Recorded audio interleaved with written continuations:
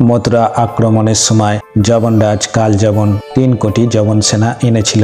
এইভাবে মথুরাপুরী অবরুদ্ধ হলে কালযবন ও জরাসন্ধ এই দুই দুর্ধর্ষ শত্রুর আক্রমণে সন্তুষ্ট যদুকুলের অপরিমেয় দুর্গতির কথা ভগবান শ্রীকৃষ্ণ চিন্তা করতে শুরু করলেন। জরাসন্ধ প্রবল পরাক্রমশালী যোদ্ধা ছিল।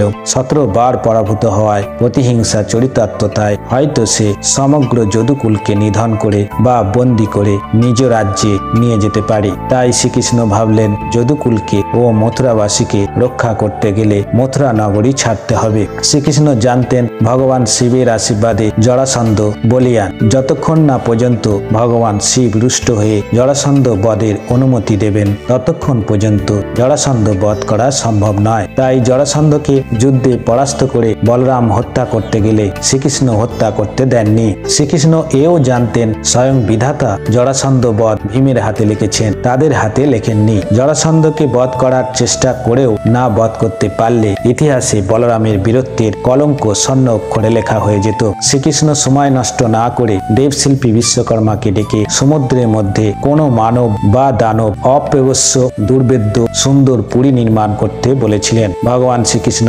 ইক্ষ্বাকু বংশের প্রখ্যাত রাজা মুচুকুন্দকে দিয়ে কালযবনকে ভস্ম করিয়ে দিয়েছিলেন পর্বত গুহার মধ্যে। সেখান থেকে ভগবান শ্রীকৃষ্ণ ফিরে এসে কালযবনের সমস্ত সৈন্যদের যুদ্ধ করে হত্যা করেছিলেন। তারপর ভগবান শ্রীকৃষ্ণ মথুরা নগরী খালি করে অক্কুর কাকাকে দিয়ে সমুদ্রে ঘেরা দ্বারকা নগরীতে পাঠিয়ে দিয়েছিলেন। কারণ ইতিমধ্যেই জরাসন্ধ আবার 23 অক্ষয়হীনী সেনাবাহিনী নিয়ে আরো ব্যাপক আকারে মথুরাপুরী আক্রমণ করবে বলে মগধ থেকে বেরিয়েছে।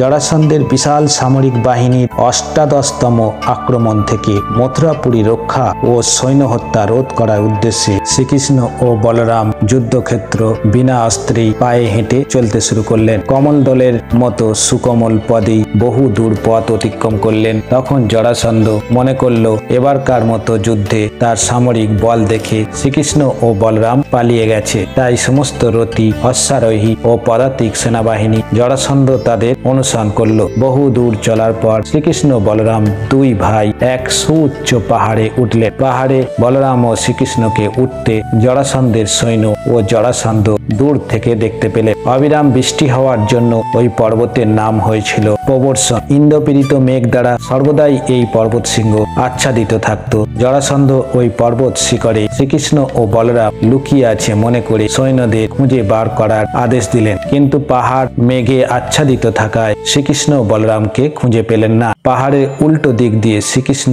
ও বলরাম লাফ দিয়ে নিচে নেমে পড়লেন। জরাসন্ধ জানতেই পারলেন না। তখন জরাসন্ধ পাহাড়ে আগুন জ্বালিয়ে দিলেন। তার ফলে জরাসন্ধ ভাবল যে শ্রীকৃষ্ণ ও বলরাম আগুনে ভস্মীভূত হয়ে গেছে, তাদের সঙ্গে আর যুদ্ধের কোনো প্রয়োজন নেই। এইভাবে নিজ প্রচেষ্টা সফল হয়েছে মনে করে জরাসন্ধ মথুরাপুরী ত্যাগ করে নিজ রাজ্য মগধে ফিরে গেলেন। এদিকে শ্রীকৃষ্ণ ও বলরাম জরাসন্ধের অগোচরে সমুদ্র বেষ্টিত দ্বারকাপুরীতে পৌঁছালেন। বন্ধুরা, ভিডিওটি ভালো লাগলে চ্যানেলটি অবশ্যই সাবস্ক্রাইব করে পাশের বেল আইকনটি বাজিয়ে দেবেন ভিডিওর নতুন নতুন আপডেট পাওয়ার জন্য।